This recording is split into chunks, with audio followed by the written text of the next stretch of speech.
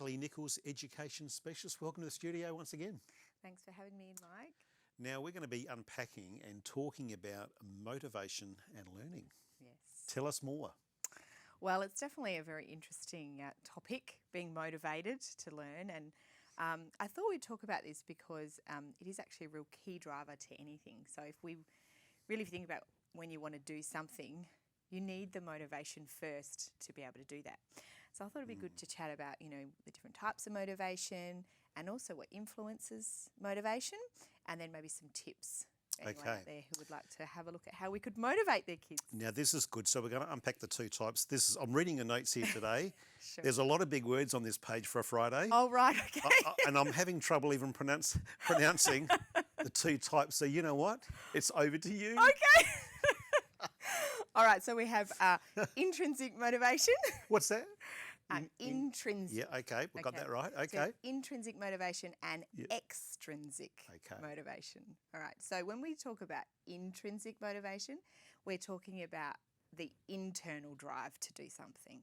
Okay. So if you think about, your internal drive to be able to get out of bed in the morning and go to work, your internal drive to want to go to the gym, your internal drive to be able to grab a book and read the book. So it's that kind of internal sense of, I want to do this. And so that's what we talk about being actually the most powerful form of motivation that we really want to have as a human, and also for kids to be able to have that when they're learning as well. Yeah, okay. And the other part we're talking about is extrinsic motivated. So that's when we might use a reward system. So if you do this, then you get this. Which is what we would do for our kids. Yes. Generally. Which is very common. That's right. Because sometimes it's not ways to get them to do things that we'd like. That's right.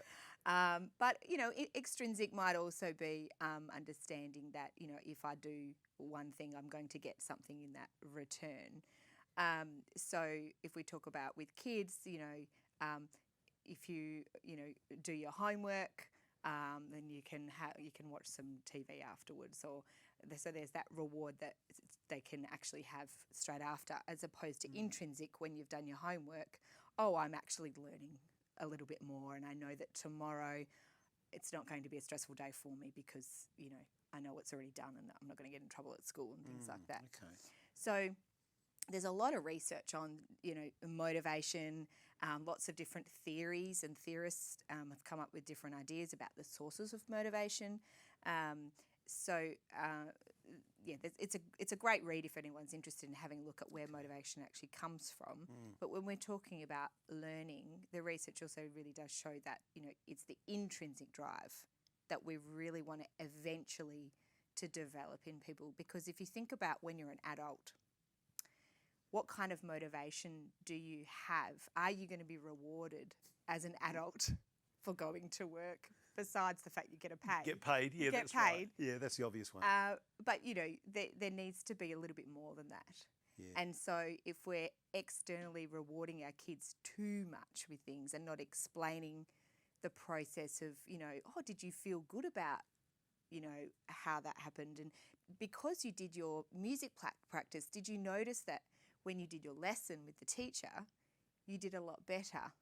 And so getting them to reflect constantly about that, and obviously kids we were talking about before would need those extrinsic motivators, but combining them a little bit with the intrinsic at the same time, gradually as they get older, you can start to remove those extrinsic drivers, I suppose. Intrinsic. So can you develop the internals? Yes. From kids definitely. at a young age? Definitely. Is that something that just comes naturally, or what you're saying is, and if I'm hearing, you almost have to be quite deliberate in actually the questions and the interaction with the kid? Yeah, definitely. Look, some kids naturally, and the parents will know if their kid is an internal driver.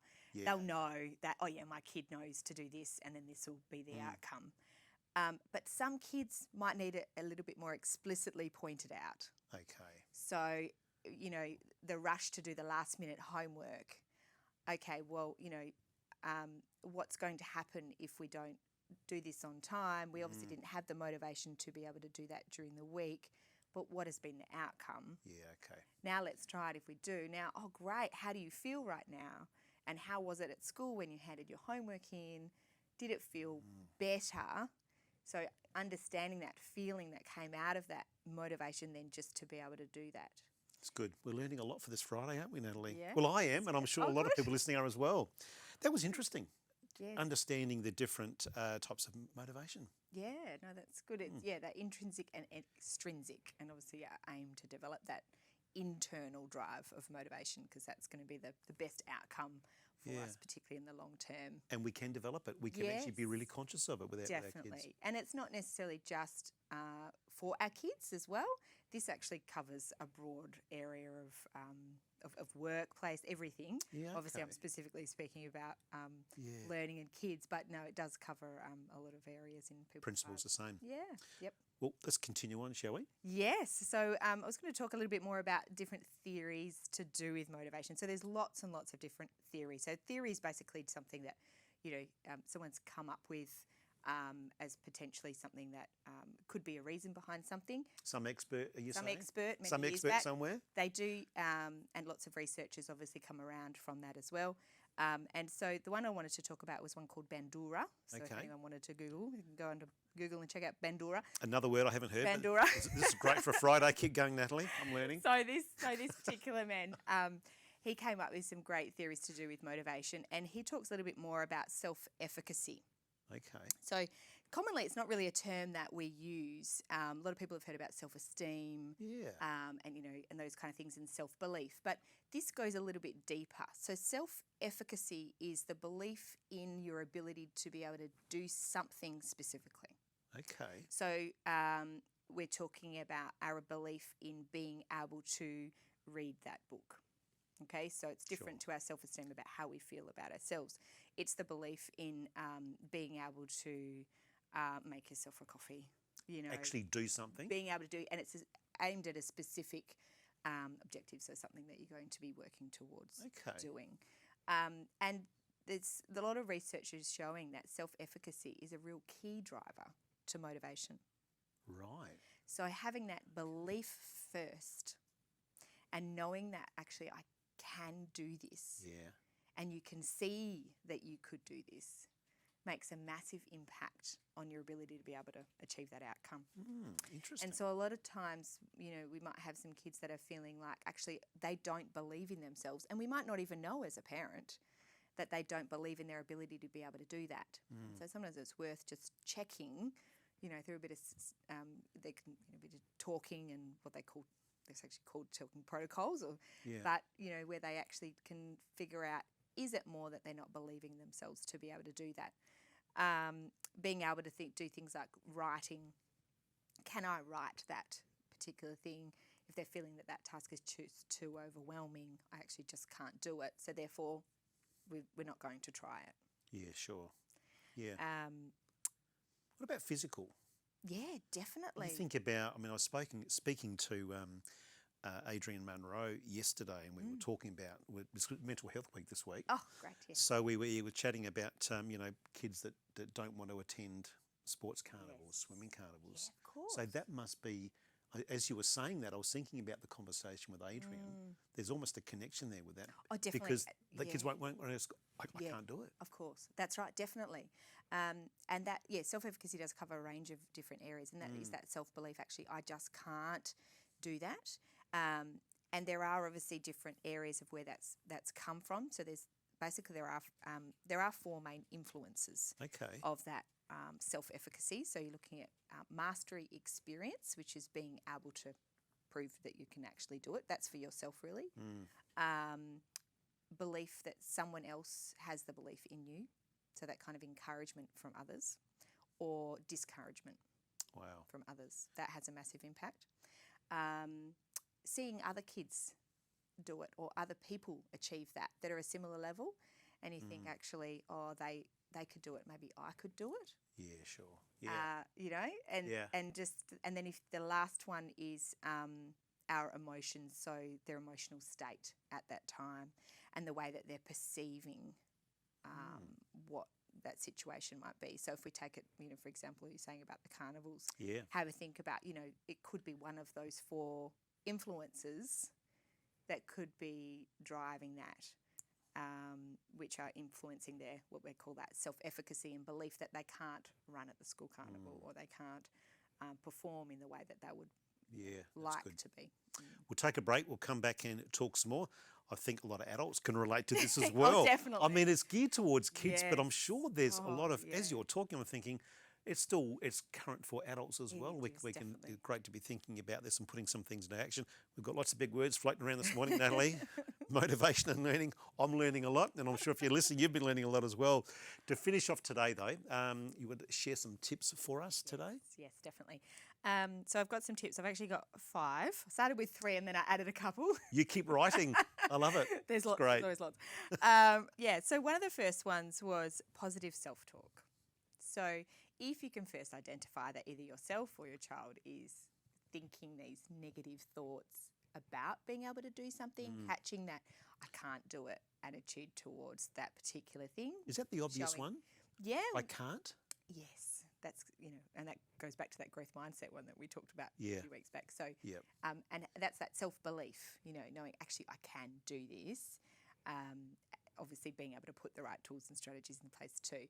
But having that self-talk about just catching those thoughts, it's this thing we talk about, thank you for visiting, but I don't need you right now. Sure. So just getting them to understand I'm actually going to push through this and I'm going to try that. Number 2 is obviously encouragement and belief in them from others that they love and respect. So once we, it might be your friends or it might be as a parent, your child, you believe in them, can really have a massive impact on their ability to be able to go, actually, I can do this. If mum and dad believe me that I can do it, I can do it. Do we underestimate that sometimes? I think so. In our busy lives, we often, we're all busy, but to take a moment and to use those words and actually, words are powerful. And just sitting down with them and looking at them in the eyes and saying, I believe in you. Yeah. I know that you can do this. So simple, right? So simple, and it can have such a massive impact. Yeah, it's good. Definitely. Number 3 was, I'm going to add another 3, bit of a big term for you, but it's called the zone of proximity of development. Wow, I'm not even going to try. I'm not even going to try and pronounce that. I'm glad you're here. Basically, it just means that we're looking at the right level of difficulty. It's like the zone of difficulty. So what can happen is when we lose motivation, it's because something's way too hard. So what we need to do is find the level that's a little bit higher, something a little bit more advanced. Okay. So that we can achieve it. We're not going to fail. Small steps. Just the small step. Yep. So, if we're finding that something is really challenging, bring it down another level so that then we feel confident that we can do it. It's a little bit challenging, but we can push through that bit, not to the point of failing the whole thing. That's good. Okay. Yeah. Number 4, seeing others do it of a similar age, similar abilities. So, for example, even riding a bike. Kids struggling to ride a bike, go grab a couple of kids around the same age, throw them down the hill. Yeah, that's right. And just seeing the other children do it can make a really big impact on your child's ability to try something too. Yeah, that's good. Yep. And the last one is setting goals. So even as adults, but kids can set their own goals too, just going, actually, well, what do you want to achieve? Do you want to be able to do this reading, this spelling, this writing? You'll find amazing stuff that comes out of them when you start talking about what they would like to achieve. Yeah, sure. Figuring out, actually, I'd like to be able to do, this kind of book. I want to be able to read that, and I want to be able to write a poem like this, or, and then just thinking, okay, well, let's put that as a goal and figure out the steps between on how we're going to get there. Just on that, how do you talk through the difference between setting realistic goals, I guess, for kids versus amazing dreams that they have? Yes. I want to play cricket for Australia. Yeah. And whilst that's possible, how does that, what's the strategy there? Yeah. Oh, look, you can always have a big goal, I suppose, and it's all about just breaking it down. So what happens is if we have that big goal and it just seems way too far away, then we're not even going to attempt it. Yeah, sure. But if we can break it down into small actionable steps, so you get to the point of that step where you can achieve that one. And so each time you're gradually moving up. And if you're finding that goal is you're not able to get there, break it down again. Yeah, right, okay. It means it's just not achievable.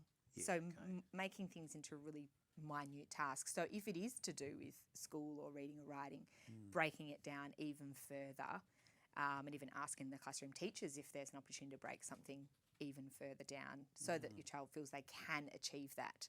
Yeah, okay. And they're not losing that level of Again, motivation.